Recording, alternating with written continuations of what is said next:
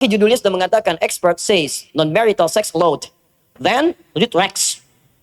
Ya, expert, seorang pakar, Anda bayangkan disebut pakar, says non-marital sex allowed. Hubungan seks di luar nikah itu boleh. Menghalalkan sebuah dosa besar, membunuh itu haram. Tiba-tiba ada orang mengatakan halal. Dosa, bukan sekedar dosa. Itu bisa kemudian menjadi murtad kafir. Karena langsung menghalalkan apa yang diharamkan oleh Allah. Seakan-akan menantang Allah seketika. Anda bayangkan, dosen hukum keluarga Islam. Jadi kalau cara berpikirnya sudah keliru, ini kan bahaya gitu. Boleh berhubungan, intinya boleh berhubungan di luar pernikahan dengan 7 syarat utama. 1, sebetulnya sih ini tidak usah banyak dibahas, tinggalin aja gitu. Cuman persoalannya karena muncul di lembaga yang otoritatif, ya lembaga ini juga terlegitimasi sebagai lembaga keislaman dan juga dikeluarkan dari hasil dalam tanda petik penelitian tingkat paling tinggi dalam studi S3.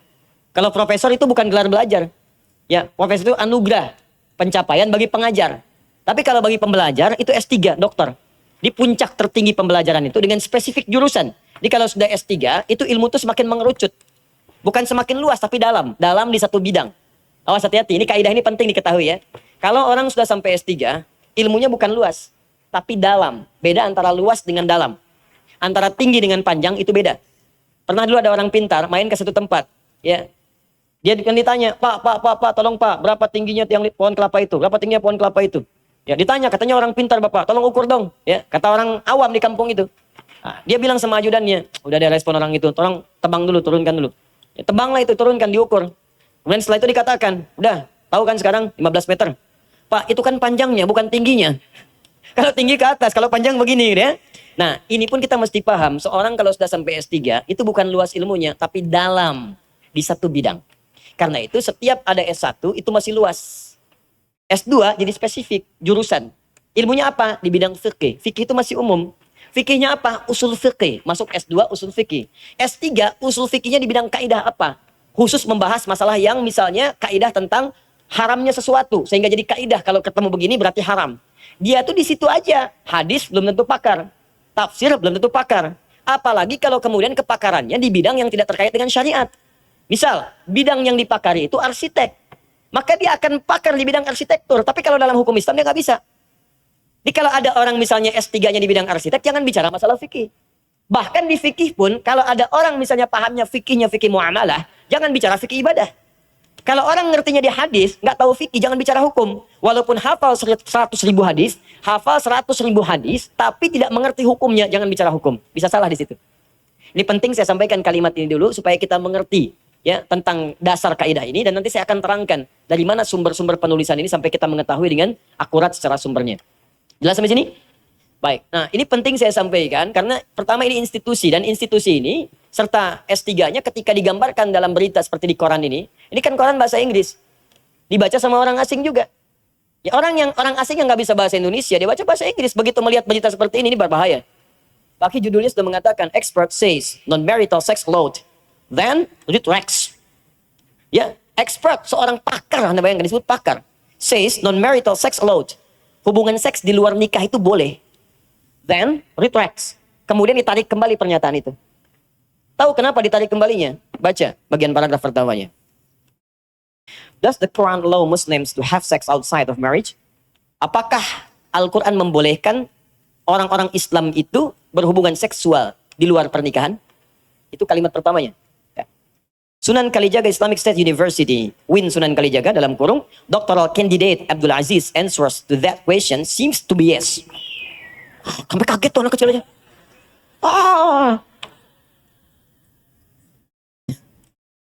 Fitrahnya memang begitu.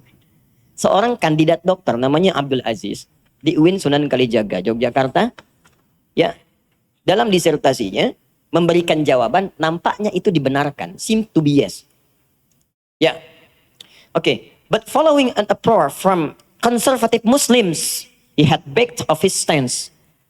Tapi karena kegaduhan yang tampak di kalangan Muslim konservatif, ini saya ini disebut konservatif. Kita ini yang ingin mempertahankan kebenaran disebut konservatif. Hukum bangsa kita, undang-undang kita itu disebut konservatif. Sebetulnya pelanggaran di disertasi ini. Pelanggaran. Karena melanggar norma, melanggar undang-undang, ya melanggar ketentuan agama, melanggar norma, melanggar undang-undang. Pancasila sila pertama itu ketuhanan yang Maha Esa. Tafsir Pancasila pasal 29, dasar negaranya ayat 1-nya, negara berdasar atas ketuhanan yang Maha Esa. Itu ditafsirkan kemudian pasal 2-nya, negara menjamin kemerdekaan tiap-tiap penduduk untuk memeluk agamanya masing-masing dan beribadah menurut agama dan kepercayaannya itu. Jadi ketika kita mau taklim sekarang, tuntunan agama kita itu dijamin oleh negara. Jadi kalau ada yang berusaha mengganggu taklim ini, negara wajib hadir melindungi kita. Kita sholat dijamin oleh negara, kita haji dijamin negara. Makanya negara bikin depak mengatur haji kita karena bagian dari amanat undang-undang. Kepercayaan kita di Islam, Islam mengatur hukum-hukum termasuk ranah-ranah hubungan-hubungan fikih ibadah muamalah. Maka hukum muncullah ahwal syakhsiyah, muncul hukum fikih, muncul peraturan nikah. Makanya nikah itu diatur oleh negara juga. Hukumnya datang, tiba-tiba datang disertasi ini mengatakan hukum hubungan di luar nikah itu halal, artinya bertentangan undang-undang. Yang paling dahsyat itu ketika di kampus itu ada kata Islamnya. Universitas Islam, ya, institut Islam, sekolah Islam. Sepanjang ada kata Islam melekat di institusi, maka hukum Islam itu menjadi bingkai segala hal yang terjadi di kampus itu. Di tempat itu, di semua keadaan di situ mesti sesuai dengan hukum Islam. Kata Islam sholat, sholat. Jadi kalau di kampus Islam ada yang tidak sholat, ada yang salah di kampusnya. Ya kata Islam zakat, zakat. Kalau ada di kampus membahas hukum zakat boleh tidak dilakukan, ada yang salah dengan dirinya. Kata Islam nikah, ya nikah. Maka di kampus itu diajarkan cara menikah. Jadi kalau di kampus itu ada yang menulis kemudian perbuatan yang bertentangan dengan nikah, wajib ditolak oleh kampus itu. Karena di situ ada nama Islamnya. Jadi kalau kemudian diloloskan pemikiran itu, ada yang salah dengan sistem kampusnya. Ada yang tidak tepat di situ. Itu yang kita usulkan untuk diperbaiki kembali. Karena institusi, ingat ya, kalau seseorang menulis sesuatu, itu masih personal. Tapi kalau dibenarkan oleh institusi, dicap kemudian jadi ijazah, maka itu legal secara institusi. Seakan-akan institusi itu membenarkan pemikiran itu. Dan ini musibah. Musibah. Dan dosa. Rektornya dosa. Ingat kalimat saya langsung saya katakan. Rektornya dosa. Dekannya dosa. Pengujinya itu kalau meloloskan dosa. Promotornya dosa. Kalau tahu itu salah dan tidak diingatkan itu salah. Apalagi kalau diluluskan. Bila tidak bertobat. Dan kalau sengaja menghalalkan, dengan sengaja, dengan pengetahuan, dan sengaja kemudian menghalalkan itu, maka nanti dihukumi bahkan oleh para ulama termasuk Qadhi Iyad. Dan mengatakan sepakat seluruh ulama, hukumnya murtad kafir. Kalau tidak bertobat. Menghalalkan sebuah dosa besar, membunuh itu haram. Tiba-tiba ada orang mengatakan halal. Dosa, bukan sekedar dosa. Itu bisa kemudian menjadi murtad kafir. Karena langsung menghalalkan apa yang diharamkan oleh Allah. Seakan-akan menantang Allah seketika. Itu sepakat semua ulama. Ya, ini mau direkam, mau disebarkan, silahkan, saya nggak peduli. Ya, silahkan, karena kebenaran itu kalau sesuatu menyangkut maslahat yang luas, itu harus disampaikan. Walaupun itu sifatnya viral atau yang lainnya tetap disampaikan supaya kita mengharap saudara kita ini kembali pada kebaikan, bukan ingin merendahkannya. Jadi jangan ada yang mengancam persekusi, nggak usah. Kalau sesuatu ditampilkan ilmiah, jawab lagi dengan ilmiah. Kalau berargumen, jawab dengan argumen lagi. Jangan berargumentasi, dijawab dengan golok misalnya kan, dengan samurai, tidak. Jawab dengan argumentasi lagi, ya. Dan Anda jangan marah kalau saya sampaikan begini. Ya, karena kita sedang berargumentasi di sini. Jelas? Ini bagian pertama. Saya ingin menyoal tentang institusinya dulu supaya jelas. Jangan sampai nanti kan gini, dibuatnya institusi Islam itu supaya kemudian bisa mendalami orang-orang yang di situ tentang keislaman. Lalu menyebarkan risalah Islam itu keluar dengan baik. Jadi kalau di dalam saja diajarkan ajaran Islam yang tidak benar, bagaimana dia bisa menjadi dai yang baik di masa depan? Jelas ya? Itu bagian pertama. Yang kedua, sekarang kita bahas secara ilmiahnya. Baik, saya kumpulkan dari informasi-informasi yang muncul, latar belakangnya juga saya kumpulkan yang nulisnya, sampai dari mana referensinya. Dan saya gali.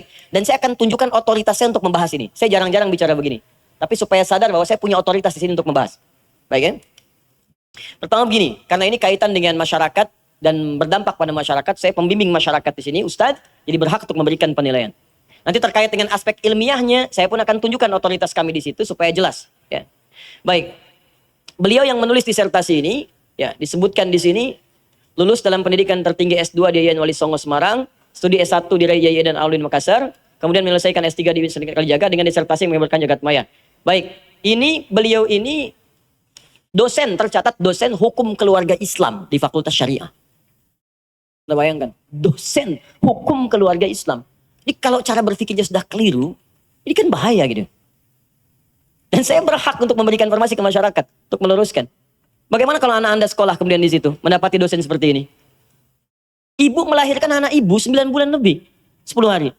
Diberikan ASI, dirawat, TK Islam, SD Islam, SMP Islam, dirawat-rawat, disayang-sayang sampai hafal Quran. Masuk diajar oleh yang seperti ini, rusak. Apa ibu nggak nangis? Bapak nggak kecewa? Ya, makanya kita luruskan dulu seperti ini dan kita doakan yang bersangkutan setelah kita bahas ini bisa kembali tobat, ya, lebih baik. Dan jangan dicela dulu, tidak, tapi kita diskusikan secara ilmiah. Jelas ya? Nah, ini saya ingin sampaikan situasi saat ini.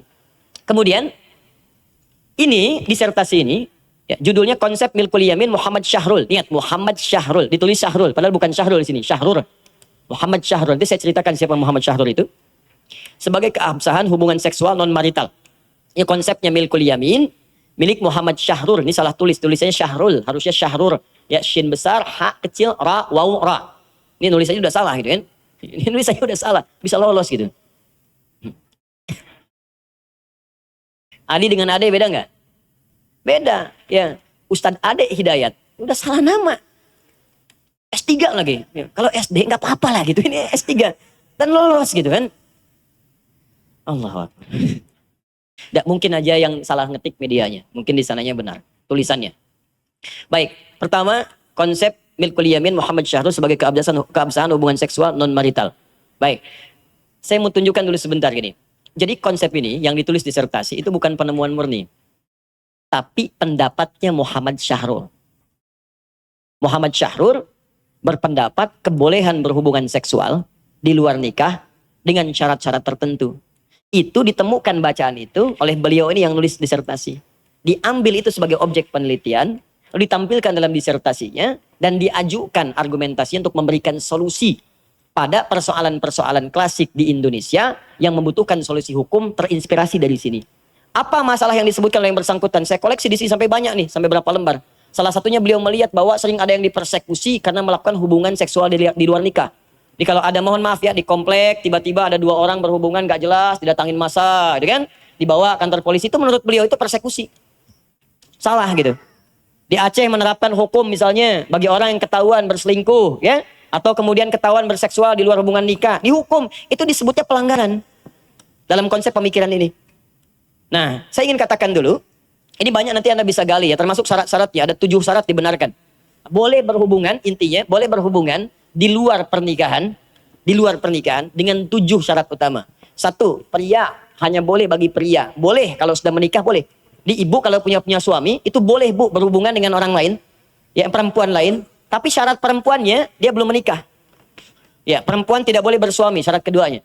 Jadi kalau ibu punya suami, maaf ya, ibu sudah menikah, suami ibu itu boleh dengan berhubungan dengan perempuan lain dengan syarat perempuan itu belum menikah, bukan istri orang, atas dasar suka sama suka.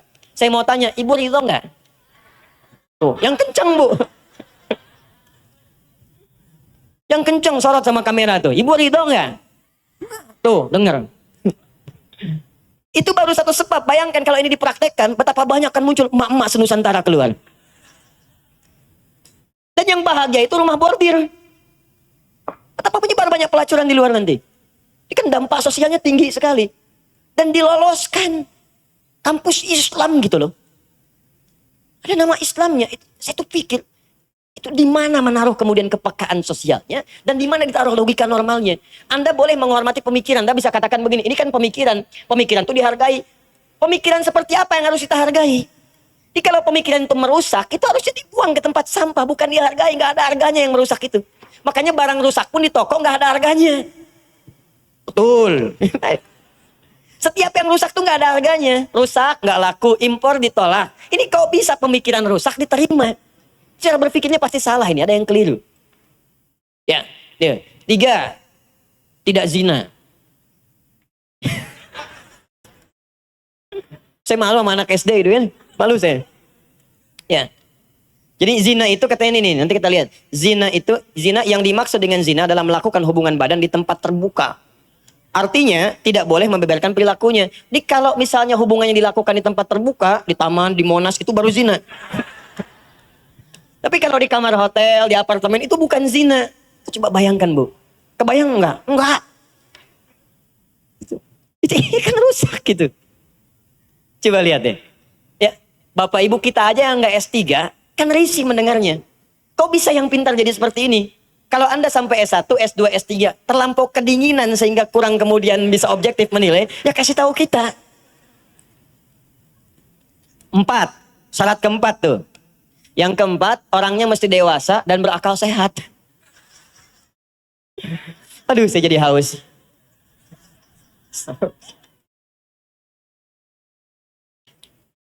Di sini aja udah kontradiktif. Dewasa dan berakal sehat. Kan hubungan di luar nikah itu udah nggak sehat, Bu. Istri aja marah, anak aja nggak sepakat disebut sehat. Bagaimana bisa sehat? Mungkin menulis ini sedang kurang sehat, ya kan? Kelima, harus lawan jenis. Tidak boleh berhubungan badan dengan sesama jenis. Keenam, tidak boleh ada hubungan darah. Jadi maksudnya jangan dari satu mahram. Ya kakak sama adik nggak boleh hubungan incest itu ya, tidak diperkenankan.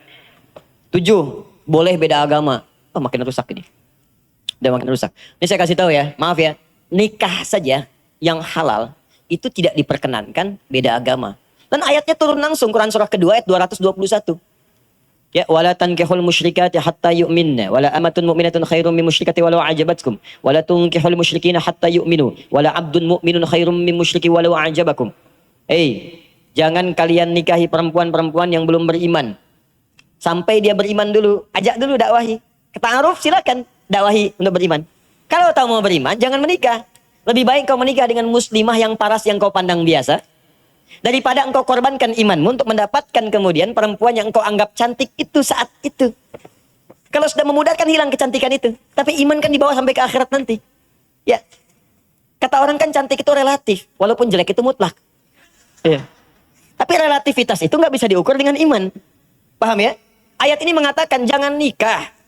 Ya, kalau belum beriman pasangan kamu. Anda bayangkan nikah saja yang halal menjadi tidak boleh ketika belum beriman. Ini yang paling dahsyat, teman-teman sekalian. Nggak nikah, jadi boleh hubungan seksual itu. Itu kan jahlun murakkab, kesalahan yang paling fatal. Nah, kesalahan terbesar dari penulis ini adalah salah dalam mengambil referensi. Siapa Muhammad Syahrur itu? Ini yang mau saya jelaskan. Saya punya otoritas membahas Muhammad Syahrur karena saya mempelajari materi yang terkait dengan ini khusus 1 tahun lamanya. Dan jadi mata kuliah di S2 kami. S1 naik ke S2, bahkan dibahas lagi secara singkat di S2. Bahkan yang ngajar saya langsung tokohnya penulis bukunya. Ini kitabnya saya bawa. Ya, langsung. Kami diajarkan ini selama setahun, langsung sama penulisnya. Dan setiap materi yang membahas tentang manusia, orangnya, pemikirnya ada, itu langsung diundang ke kampus kami. Dan diskusi kami dengan mereka. Bisa ketemu sebagian tokoh-tokoh, orientalis, tokoh liberal, ya tokoh sekuler, yang dunianya, level dunia, bukan yang di sini, yang di Indonesia. Yang hafal Quran aja enggak gitu kan. Bahasa Arab gak bisa, ya.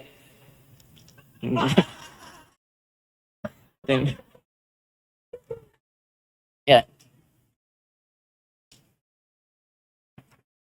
Ya, sini.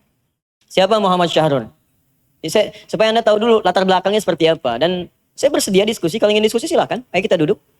Ya, banyak teman-teman yang lain juga. Kita duduklah sama-sama. Kita bedah, kita diskusikan. Ayo kita siap. Dan saya tunjuk nanti. Guru Anda si Anu ya. Belajarnya di ini ya. Yang ada di situ ya. Dan saya setiap keliling ke setiap tempat, saya kunjungi tempatnya. Saya ke Jerman, saya kunjungi tempatnya. Di mana pusatnya, ini di sini. Nanti saya mungkin bulan depan akan ke Eropa, saya akan kunjungi lagi tempatnya. Di sini, saya lihat.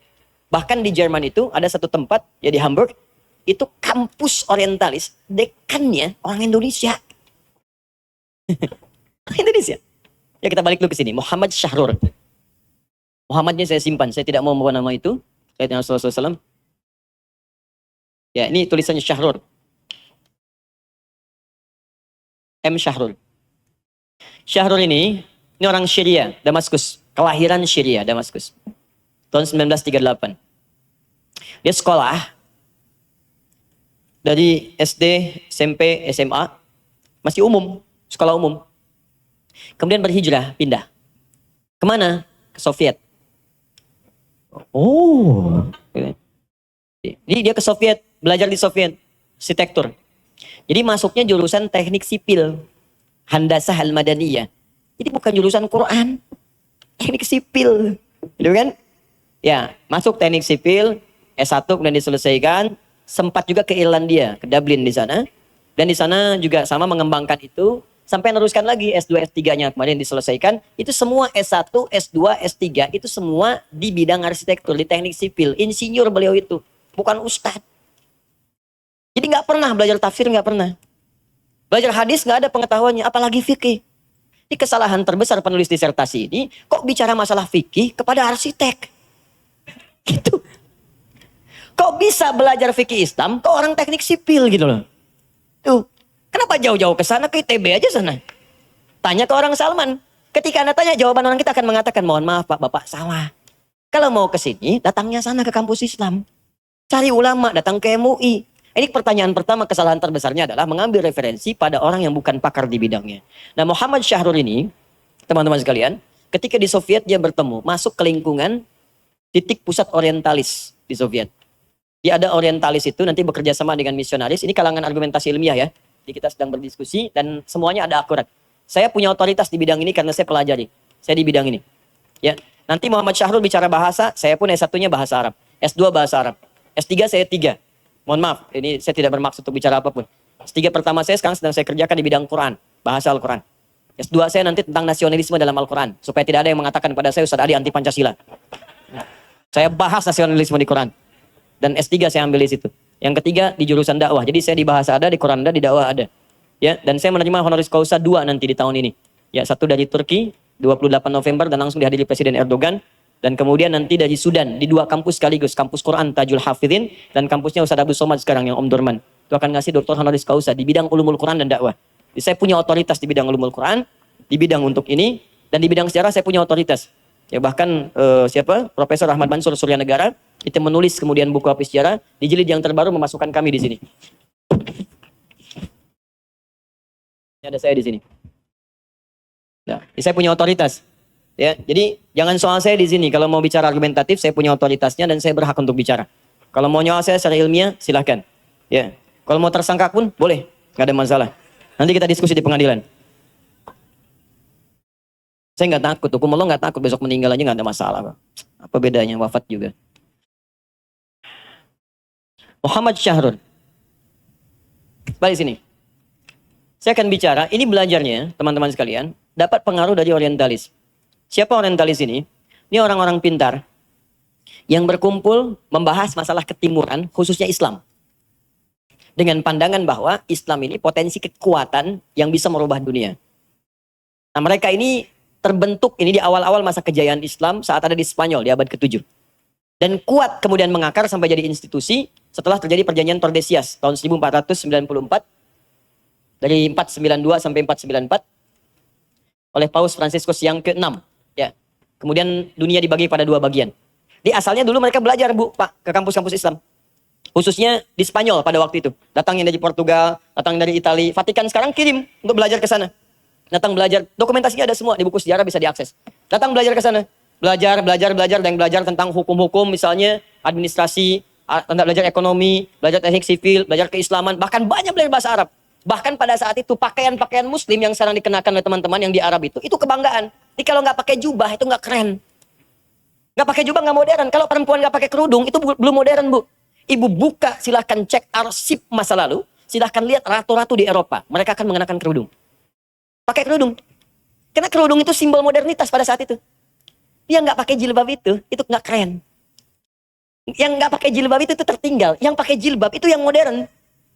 Makanya Ibnu Khaldun membuat tesis di situ di kitabnya Muqaddimah bahwa orang yang terbelakang itu seringkali mengikuti gaya model orang yang sedang menganggap dirinya modern. Makanya ketika sekarang Barat naik, nanti saya bicara lebih jauh lah kenapa Barat naik. Makanya budaya Barat banyak ditiru. Ya, sekarang pakai jas kelihatan lebih modern, ya kan? Baik, tampilan-tampilan seperti Barat modern. Dulu orang bicara bahasa Arab itu yang paling hebat. Sekarang kalau bicara bahasa Inggris itu yang keren. Ya kan? Kenapa? Karena secara psikologis terbawa ke sana. Itu dulu orang banyak belajar. Nah, saat banyak belajar itu mereka menghimpun sumber-sumber pengetahuan, manuskrip-manuskrip dipelajari termasuk bahasa-bahasa untuk mengkaji ya sumber-sumber peradaban di umat Islam pada saat itu. Jadi mereka belajar matematika, fisika, kimia. Nah, itu normal biasa, gak ada masalah. Makanya kalau ada anak kita pun sekolah misalnya di tempat-tempat seperti itu, ada yang ke Amerika, ya belajar misalnya tentang elektronik, ada yang ke MIT, ada yang kemudian misalnya ke London, belajar ekonomi, ada yang belajar sepanjang umum gak ada masalah. Tapi kalau mau belajar Islam jangan ke situ. Nah, ini belajar sholat ke tempat orang yang tidak sholat, ya nggak nyambung. Ya kesembung aja nggak paham. Ya. Nah ini setiap tempat ini setelah terjadi perjanjian Tordesillas tahun 1492 sampai 1494, maka Paus Alexander yang ke-6 itu membagi dunia kepada 2 bagian. Ya, ada Barat dengan Timur. Ya, Barat dengan Timur dibagi 2. Maka ke Timur diutus Portugis untuk membawa misi 3G. Sekarang 4G. Ya. 3G, God, Glory, and Gospel. God, Glory, and Gospel. God itu mencari emas, ya rempah-rempah kalau dulu sini ya bawa rempah-rempah teh, bawa kopi, bawa macam-macam, itu dicari semua sampai semua bisa ditemukan. Ya makanya Belanda ketika datang ke sini, ya dia mendapatkan informasi rempah-rempah datang, pernah nyobain kopi Yaman, terus dia ambil kemudian bagian dari varietasnya, ditanam di wilayah dekat Jakarta yang sekarang jadi kebun kopi. Tapi nggak jadi, dan dibawa ke wilayah Bandung ke sebelah sana. Ya ditanam di situ, ternyata tumbuh varietasnya dan enak sekali, bagus. Bahkan ketika diekspor, ekspor pertamanya itu nomor 2 setelah Yaman. Ekspor keduanya sama dengan Yaman. Ekspor ketiganya itu Masya Allah, itu mengungguli Yaman pada saat itu. Yaman itu terbaik dulu kopinya.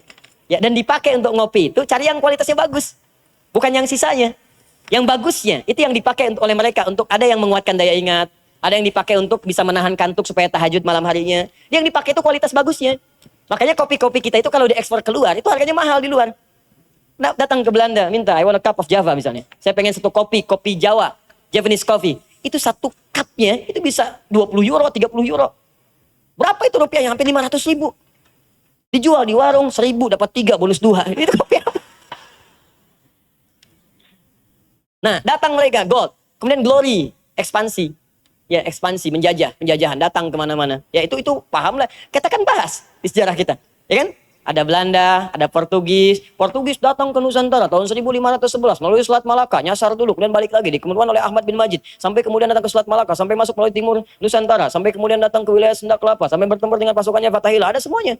Ya, sampai dibebaskan kemudian pada bulan Juni tahun 1527 sampai terjadi kemudian ulang tahun Jakarta dan seterusnya. Itu kan semua sejarah, fakta. Ya, Belanda datang sampai sekarang masih ada Belandanya, tapi yang ketiganya pernah dibahas, gospel. Datang membawa pemahaman baru. Datang membawa kepercayaan baru. Bahkan Hadratus Syekh, pendiri Nahdlatul Ulama 31 Januari 1926. Di kitab keduanya, Risalah Ahlus Sunnah wal Jamaah, halaman ke-14. Ya, paragraf yang pertama, paling kanan sebelah atas. Dituliskan di situ langsung. Hukum penjajah ketika membangun rumah ibadahnya, kata beliau, haram hukumnya bagi orang-orang Islam. Pada saat itu keluar fatwa untuk masuk ke tempat ibadah mereka atau mengetakkan pakaian-pakaian seperti pakaian mereka, dihukumnya haram. Ada. Kenapa? Karena memang datang membawa misi. Dan ketika yang tiga ini datang, maka yang keempat akan mengikuti. Siapa yang keempat itu? Dialah orientalis. Bersanding dengan misionaris. Orientalis. Orientalis ini, dia seorang cendekiawan. Pakar di bidang tertentu. Dan dia dalami betul ilmunya, disupport dengan dana yang sangat melimpah. Research, ada grupnya, ada bidangnya. Nah, pasca tahun ini, mereka membentuk komunitas yang kemudian menjadi kampus-kampus yang tanpa sadar, banyak kampus populer di bumi sekarang, sebetulnya di situ dulunya pusat orientalis, cuman dikembangkan. Leiden, ada Nijmegen University di Belanda, Oxford, Harvard juga punya divisinya, Soviet juga ada, Sorbonne di Paris, Prancis, itu ada divisinya. Di Hamburg, di Jerman juga ada. Dan di Universitas Soviet juga ada. Itu ada khusus kajian tentang Oriental, kajian ketimuran, spesifikasi Islam. Belajar di situ. Yang ngajar siapa? Itu orang yang didanai untuk meriset semua sumber-sumber keislaman, dari Al-Quran sampai hadis sampai ke fikih, untuk menemukan kesalahan-kesalahan di dalamnya dan dieksploitasi. Ustaz, jadi saya nggak boleh bayar ke Harvard dong? Silahkan, cuman jangan masuk ke jurusan yang ini. Anda bisa keluar error nanti. Yang tadinya hanya Islam yang benar, keluar-keluar nanti semua agama sama, menuju pada Tuhan yang sama. Cuman caranya beda-beda. Pernah dengar itu? Pernah, pasti itu. Pasti. Lulusan McGill, Kanada, ya Harvard ini, Oxford ini, Leiden ini. Ya, kalau New Zealand kampusnya ini, kalau Soviet kampusnya ini, ada semua. Ada. Ini ada catatannya nih, satu buku. Saya belajar lengkap. Lengkap dengan tokoh-tokohnya, dengan orangnya, dari Margaliot, dari awal-awal, sampai yang terakhir-terakhir kemarin. Sampai pernah dengar kalimat ini?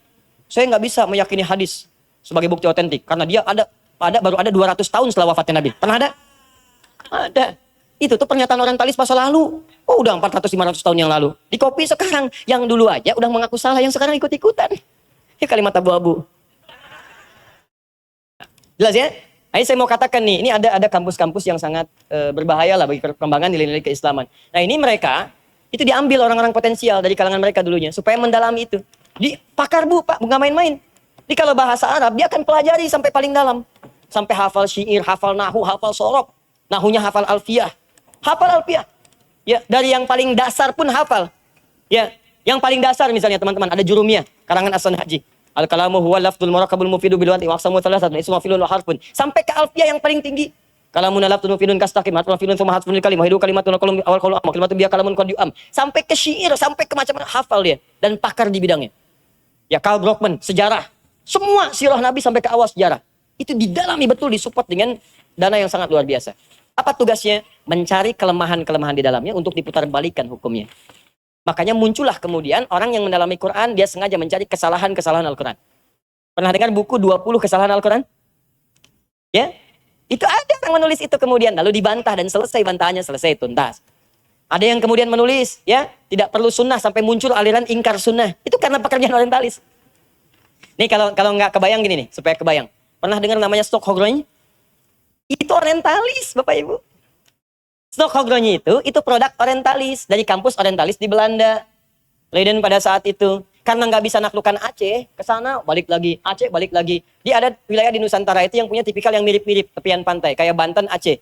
Jadi kalau orang misalnya Belanda datangnya ke Sukabumi, mungkin halus penerimaannya. Cianjur halus. Mangga, anu tiasa dibantos. Tapi kalau ke Banten jangan harap. Naon sia kadek waing. Pulang dia. Nah, makanya di Banten nggak betah, balik. Ke Aceh sama, datang kalah lagi. Cuman mereka survei, ini gimana naklukin Aceh? Gasnya banyak, emasnya banyak, rempah-rempah tinggi. Masuknya bagaimana? Mereka tahu kalau masuk lewat senjata nggak akan masuk. Maka dipelajari. Siapa yang pelajari? Orientalis. Maka diutuslah satu orang namanya Stokholdronyi. Dia khusus belajar tentang kultur masyarakat Aceh. Karena di sana Muslim, maka dia harus belajar tentang keislaman. Nggak tanggung-tanggung, Bu, Pak. Sampai ke Mekah. Mekah datang. Kan nggak ada deteksi seperti sekarang. Ya, sekarang kan ada sidik jari. Ya kan? Ada lensa inframerah untuk mata. Sekarang ketahuan. Semua datanya muncul. Dulu kan nggak ada. Berangkat ke sana itu belajar di Mekah itu berbulan-bulan sampai bertahun-tahun belajar betul. Belajar fikih, bahasa Arab. Kan tampilannya tinggi. Terus pulang dari situ dipakein adat, pakai pakaian muslim, pakai jubah, pakai kemudian sorban, berangkat bisa bahasa Arab, hafal Quran, menghafal Quran. Ya, menghafal, tahu hukum fikih. Jadi mufti, disebutnya mufti Hindia Belanda. Datang kemudian ke Aceh, masyarakat mengira itu mufti, datang jadi fitnah di situ. Dipelajari, akhirnya ditemukan ini kelemahannya orang Aceh. Dilihat, catat, jadi laporan. Sampaikan kemudian ke kolonial, datanglah kemudian ditangkaplah Cut Nyak Dien dan sebagainya, selesai. Itulah orientalis. Nah, mereka berpikir kemudian saya cepat. Dulu mereka ngarang di hadis ada, di Quran ada, bahkan indeks Quran sebelum ada yang serang Maktabah Syamilah dan indeks komputer sekarang yang benar, dulu itu ada yang nulis orientalis namanya Wensing. Wensing itu bisa menulis Al-Mu'jamu Fahras ya fi Alfadil Quran. Bahkan ada Mu'jamu Fahras fi Alfadil Hadis. Hadis yang Wensing. Hadis 7 jilid, 1 jilidnya setengah meja ini. Tulis tangan. Dibantu sama orang Arab yang dari Mesir. Al-Mu'jamu Fahras di Alfadil Hadis. Ya indeks untuk menemukan hadis. Innamal a'malu binniyat, di kitab apa ditemukan. Cari innama, ada di situ. Sekarang komputerisasi. Yang nulis siapa? Yang nulis itu teman-teman sekalian orientalis. Tapi di sela-sela tulisan itu nanti dimasukin racunnya. Ini bukan hadis, ini nggak benar, ini itu yang nggak ketebak karena dari sekian ratusan ribu 1-2 dimasukin. Ya, ada kamus, ya kamus tuh Arab ke Arab, ya itu ada juga yang nulis orientalis, nggak banyak orang tahu. Nah, setelah peristiwa-peristiwa itu sadar umat Islam, Stokholdronyi macam-macam, maka diseleksi lagi lebih ketat. Nggak boleh ada orang-orang menyamar datang dengan membawa misi-misi penjajahan seperti tadi. Akhirnya diperketat, sistem mulai rapi, maka nggak bisa mereka masuk lagi secara frontal. Cara yang paling benar adalah dieksporlah pemikiran itu kepada jantung pertahanan umat Islam sendiri, masuk lewat kampus-kampus Islam. Cara mengekspornya nggak akan bisa langsung diekspor. Nggak akan bisa. Caranya adalah harus memilih orang sana sendiri yang bisa menyebarkan paham itu di lingkungannya. Maka diundanglah siswa-siswa yang terlihat pintar, punya prestasi, pemikirannya tajam, juga vokal, lewat program beasiswa. Diundang keluar di kampusnya, tawari. Datang. Demi Allah saya katakan, ada bahkan orang yang nyebrang ke Jakarta pun nggak bisa. Nyebrang. Masuk satu kampus, nyebrang jalannya dibimbing sama pimpinan pesantrennya. Nyebrang jalan nggak bisa. Sekarang, termasuk jadi orang liberal, dan jadi tokoh. Yang nggak perlu saya sebutkan lah. Perlu saya sebutkan. Jadi tokoh sekarang. Dan sekarang eksis gitu. Cuy, dari nyebrang jalan nggak bisa. Saya bayangkan. Sekarang jadi sosok pemikir yang sangat liberal. Itu yang dikirim tuh dibawa dulu, bawa. Di sana nanti dicuci lagi. Ya, memang diajarannya betul masuk keislaman dengan logika yang terbalik. Jadi dibuat secara empiris itu kelihatan benar, tapi logikanya diputar. Ya, kayak gini nih. Pilih mana? Koruptor yang jujur atau muslim yang tidak jujur? Kalau Anda lemparkan ini ke orang awam, dia nggak akan paham. Dia akan pilih yang jujur. Walaupun itu bukan muslim, tapi kan cara berpikirnya salah. Ya, koruptor yang jujur, maaf ya, non-muslim yang jujur, atau muslim yang koruptor. Itu kan persamaan yang salah di ilmu mantik, di logika. Itu logika yang sangat salah, karena menggunakan premis yang keliru. Pertama, kalau Anda ingin bandingkan, harus apple to apple. Maksudnya apel dengan apel lagi. Jangan bandingkan apel kemudian dengan terasi. Gini misalnya, Bu, enak mana apel Malang dengan terasi Sumedang? Gak nyambung kan? Maka bandingkan yang jujur dengan yang jujur lagi. Kalau Anda mau bandingkan non-muslim yang jujur, bandingkan dengan muslim yang jujur. Itu baru fair. Ya, pilih mana? Muslim yang jujur atau non-muslim yang jujur. Itu fair namanya. Pilih mana? Muslim yang koruptor dengan non-muslim yang koruptor. Itu fair namanya. Tapi kalau Anda jadikan jelek yang muslim, yang non-muslimnya baik, orang akan cenderung melihat yang baiknya. Sifatnya. Nah, itulah pekerjaan orientalis seperti tadi. Nah, maka Syahrul ini, dia berguru pada seorang orientalis, terjebak di sana, apalagi dia tidak punya basic keislaman yang kuat. Jangan dikira kalau orang berasal dari Arab, itu pasti Islamnya kuat. Belum tentu. Belum tentu. Karena itu banyak tafsir ditulis pakai bahasa Arab. Saya ngajar orang Arab, Bu, Pak, di Arab. Banyak orang Arab saya ajari. Bahkan belajar bahasa Arab pun saya ajari mereka kaidah bahasa Arab yang benar. Banyak di antara orang Arab berkata muharram, padahal yang benar al-muharram. Banyak orang Arab mengatakan mabruk, padahal yang benar mubarak. Mabruk itu unta lagi duduk, mabruk. Jangan mau Anda, kalau Anda promosi jabatan, mabruk akhi, gak mau, itu unta di Ragunan. Taman Safari. Ya mubarak, mubarak, mubarak, mubarak, silakan. Sambil bawa jenang ucapkan mubarak. Ya, itu banyak teman-teman sekalian. Nah, jadi sekarang, kalau ada misalnya pemikir-pemikir di kampus tertentu, ya kemudian di tempat tertentu, tiba-tiba berpikir seperti ini, gak usah kaget, cek aja latar belakangnya. Pasti akan belajar di salah satu tempat ini. Pasti. Atau dia kemudian mengimpor pemikirannya yang dibawa oleh orang-orang sebelum dia datang. Celakanya kadang-kadang dia punya kedudukan di kampus, main kedudukan, lalu menempatkan guru-guru, murid-murid. Dari situ celakanya dibuat lagi program kerjasama dengan kampus tadi, maka dikirim ke sana. Dulu sekitar sekarang 2019, 8 tahun, 9 tahun ke belakang, itu bahkan langsung kampus ya, itu melakukan research, mengambil anaknya dari pesantren langsung. Pertukaran pelajar, anak pesantren kita dibawa. Ada yang di Amerika, ada yang ke Eropa tinggal di sana. Pulang-pulang ke sini, mereka menyimpulkan, semuanya baik kok ajaran-ajaran itu. Makanya mereka kemudian datang ke tempat ibadah lain. Kalau kita menghormati, nggak usah diajarin, kita menghormati ajaran agama lain. Nggak boleh kita menyerang, nggak boleh melukai, nggak boleh mencela mereka, nggak boleh. Mencela keyakinan mereka nggak boleh, dakwah boleh, mencela jangan. Nggak boleh. Tapi ini dirubah pemikirannya supaya menganggap bahwa semuanya benar. Makanya jangan heran kalau sekarang setelah dewasanya, ada yang azannya di tempat agama lain. Sholatnya di tempat agama lain, masjidnya kosong. Nggak usah heran, karena produknya udah lama. Udah lama, 20 tahun sebelum kita menyadari itu semua. Kita masuk ke sini. Syahrul ini belajar pada orientalis, karena dia berasal dari Arab, tapi dia sendiri nggak paham kaidah-kaidah Arab dengan benar. Maka orientalis yang paham bahasa Arab ini diputarkan kemudian kaidah-kaidah bahasa Arabnya, diajarkan kepada Syahrul dengan alasan ini kaidah kontemporer. Yang tidak perlu mengacu lagi pada Al-Quran, pada hadis, bahkan pada kamus-kamus orang Arab sendiri. Karena itu bahasa-bahasa Syahrul dalam tulisan-tulisannya, itu bahasa Arab pun ketika dia berargumentasi dengan bahasa, itu teman-teman sekalian tidak pernah mempertimbangkan masalah hukum. Satu. Yang kedua, bertentangan dengan referensi-referensi kebahasaan yang secara formal, otoritatif sudah ada.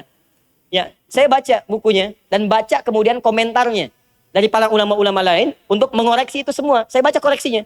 Di banyak pendapat Syahrul itu yang aneh-aneh. Misal, Quran surah ketiga ayat 14. Zuyyina linnasi hubbus syahawati minan nisa wal banin. Manusia banyak dihiasi syahwat. Syahwat pertama pada perempuan, laki-laki ke perempuan, perempuan ke laki-laki. Itu nisa di situ tidak diartikan perempuan. Diartikan segala yang baru dalam kehidupan. Kitab salah menerjemahkan. Banyak yang salah. Wajar kalau dia menulis sesuatu karena sumbernya salah, referensinya salah, kemudian banyak kesimpulannya yang keliru. Di Arab pun sudah disoal, ditinggalkan, difatwakan bahwa itu dijauhi, bukunya tinggalkan, pemikirannya tinggalkan karena bersumber dari referensi yang salah. Jadi di Arab aja udah nggak laku. Tiba-tiba jadi disertasi di sini.